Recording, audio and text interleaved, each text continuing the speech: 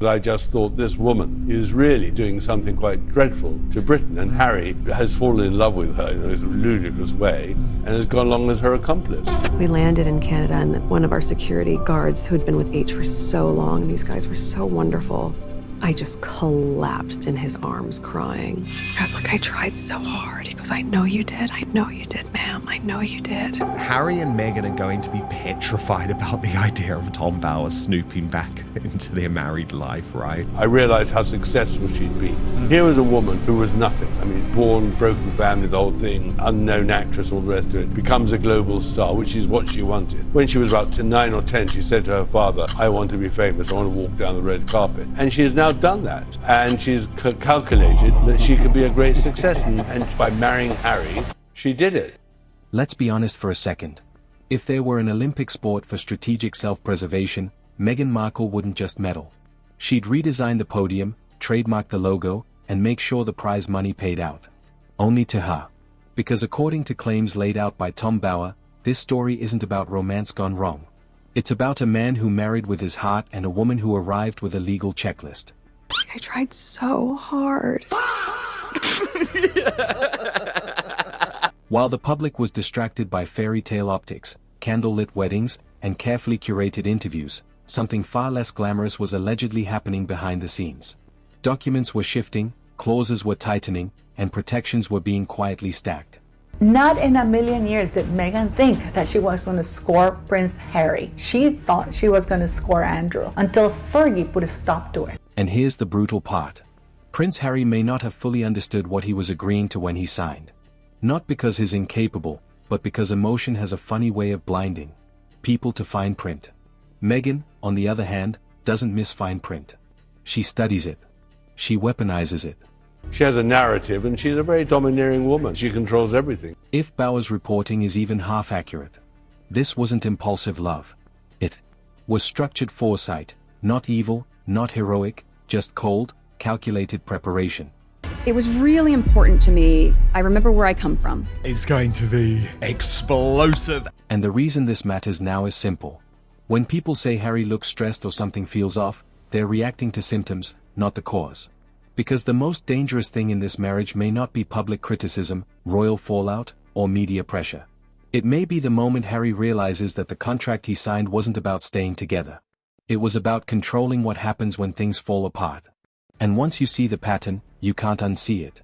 But I have to just say, anyone who has doubted me over the past decade about this evil woman now needs to eat some humble pie. But what allegedly changed in 2020 makes this story far more uncomfortable than anyone expected. Tom Bower isn't the kind of man who throws verbal grenades for attention and then hides behind the word opinion. He's a trained barrister, which means every sentence he publishes is built like a courtroom argument, tight, documented, and ready to survive cross-examination. That's why his commentary lands differently. Tom Bower is forensic in his investigations, and he does them over a period of time. This is not like a Daily Mail hatchet job or anything like that. He has a very solid track record. When tabloids speculate, you can roll your eyes. When Bower speaks, people lawyer up. He doesn't scream accusations. He assembles timelines. He doesn't guess motives, he traces behavior. And that distinction matters here because Meghan has always understood one thing better than optics: liability. And I believe Tom Bower will absolutely be able to connect the dots. She doesn't fear criticism. She fears provable patterns. Bower's entire career is built on exposing exactly that. Repeated strategies that look harmless in isolation but revealing when aligned. He relies on court-accessible documents, corroborated insiders, and language so carefully framed it's almost surgical. The privacy laws are pretty strong here, and that's what she used as a weapon at the time. So there were quite a few things about her personal life. I'll work them into another book, I think. That's why his critics don't usually disprove him. They attack his tone. And notice how often Meghan's defenders focus on how mean the analysis feels rather than whether it's wrong. That alone tells you where the discomfort lives. Bower doesn't paint Meghan as reckless or chaotic. He presents her as deliberate, methodical, and intensely aware of future leverage, which frankly is a far more unsettling portrait. Because chaos is accidental, strategy is intentional. And when someone with Bower's background starts highlighting legal precision instead of emotional drama, it shifts the conversation from gossip to architecture.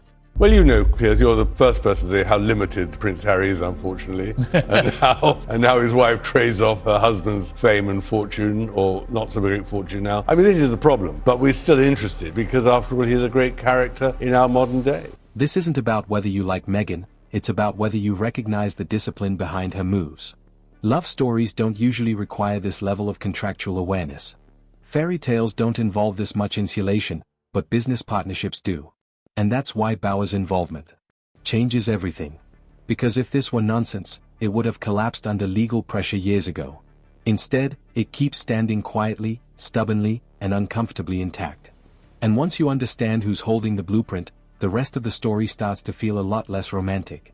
I can't wait to read this. There are many, many unanswered questions when it comes to Meghan Markle. Before Prince Harry ever entered the picture, Meghan had already demonstrated something most people only learn after making expensive mistakes: how to leave clean. But she had one amazing ability, which was to find a man who needed her. Oh. And she played him brilliantly. The actress was sensational. Her first marriage didn't implode in public chaos or emotional theatrics. It ended with precision. According to accounts referenced by Tom Bauer, the separation from Trevor Engelsen wasn't about heartbreak. It was about containment. Future earnings were kept untangled. Shared obligations were minimized. And the exit was structured in a way that ensured forward momentum without backward drag. That alone isn't villainous. It's discipline, but it does reveal a mindset. Meghan didn't stumble through divorce, confused and overwhelmed. She treated it like a transaction that needed to be closed efficiently. No lingering attachments, no financial bleed, no open doors for future disputes. I came across with the impression of a woman who is very intelligent, very determined, very ambitious, but also ruthless. And in the end, in her terms, successful. Hollywood operates on contracts, not feelings. And she adapted perfectly. That experience didn't just end a relationship, it trained her. Because once you've navigated one legal separation successfully, you don't forget the mechanics. You refine them. You remember what worked. And you definitely don't walk into your next marriage assuming love will protect you better than paperwork. This is where the contrast becomes uncomfortable. In Meghan's mind, she is Diana. Yes. I mean, Diana Spencer is Meghan Spencer. And that was all part of her imagination that somehow she could inherit the glow of her dead mother-in-law. So I think that was another reason for Charles to say no. Harry's background is emotional loyalty and inherited security. Meghan's background is self-engineered survival. One trusts the institution, the other trusts the clause. And when those two philosophies collide, someone is always playing catch-up. The key detail here isn't whether her first divorce was cold. It's that it was controlled. That same emphasis on autonomy, insulation, and future-proofing doesn't disappear just because the wedding is bigger and the cameras are brighter. If anything, the stakes only sharpen the instinct.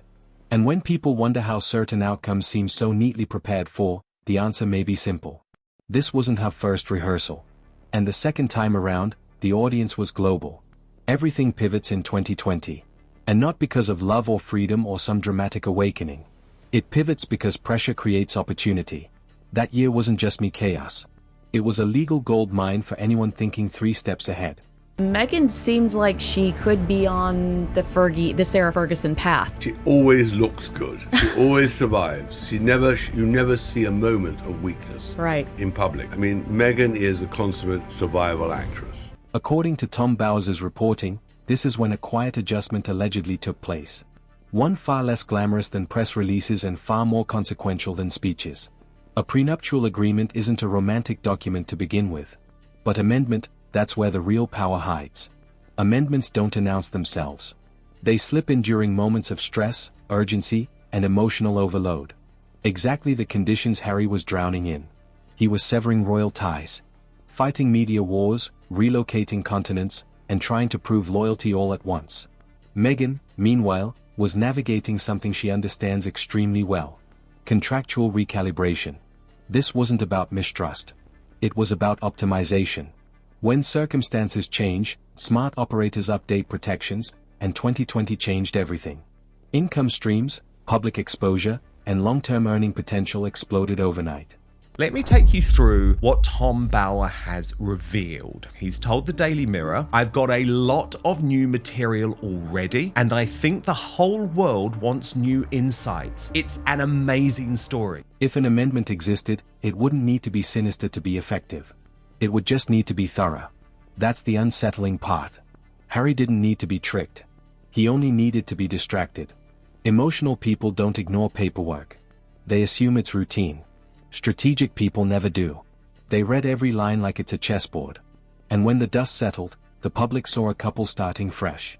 What they didn't see was the possibility that the rules of the marriage had already been quietly rewritten, not to end it, but to control how it would end, if it ever did. And that distinction makes all the difference going forward. After 2022, something subtle but telling began to happen.